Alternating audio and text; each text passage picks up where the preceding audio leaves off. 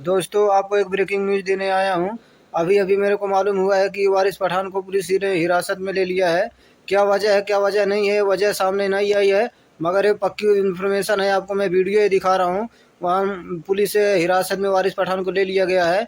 आप ये वीडियो देखिए और अपनी राय कमेंट बॉक्स में दीजिए। वीडियो अच्छी लगी हो तो वीडियो को लाइक और शेयर करें और हमारे चॅनल को सबस्क्राईब करें। प्लीज पहले इस वीडियो को देखिए।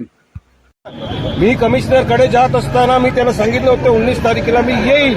मी आलो। मला एक निवेदन द्यायचं आहे साहेबांना की जे लोक बाहेरवरून येऊन हेट स्पीचेस देतात, मीरा रोड भयंकरचं वातावरण खराब करतात, महाराष्ट्रामध्ये वातावरण खराब करतात, त्याच्यामुळे किती गरिबांची दुकान नष्टवापूट झाली आहे, त्याचा व्यवसाय खतम झाला आहे। मी आलो निवेदन देण्यासाठी की त्याच्या विरुद्ध आपण तक्रार घ्या, FIR घ्या, केस करा। त्याला काय नाही, मी मुंबईच्या, मी एक्स MLA, मी ॲडव्होकेट, मी राष्ट्र प्रवक्ते, मला अशा रीतीने रोखायचे काय?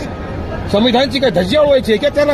पोलिसांचं मत आहे की पोलिसांनी FIR दाखल केले, अनेक आरोपींना अटक केलेली आहे। कुठे अटक? तो येणार आहे, त्याला परवानगी दिलेली आहे की तू जे आणि तू वातावरणचा कर, हे सगळं ती चालू आहे।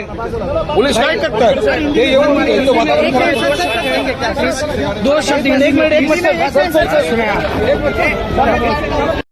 मी कमिशनरकडे जात असताना मी त्यांना सांगितलं होतं 19 तारखेला मी येईल।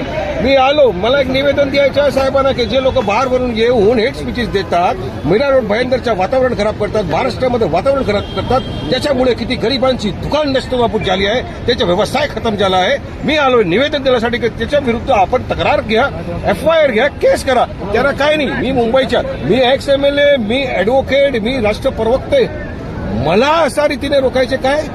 संविधानाची काय धज्जी उडवायची आहे का त्याला? पोलिसांचं मत आहे की पोलिसांनी FIR दाखल केले, अनेक आरोपींना अटक केलेली आहे। कुठे अटक? तो येणार आहे, त्याला परवानगी दिलेली आहे की तू जे आणि तू वातावरणचा कर, हे सगळं ती चालू आहे। पोलीस काय करतात ते येऊन वातावरण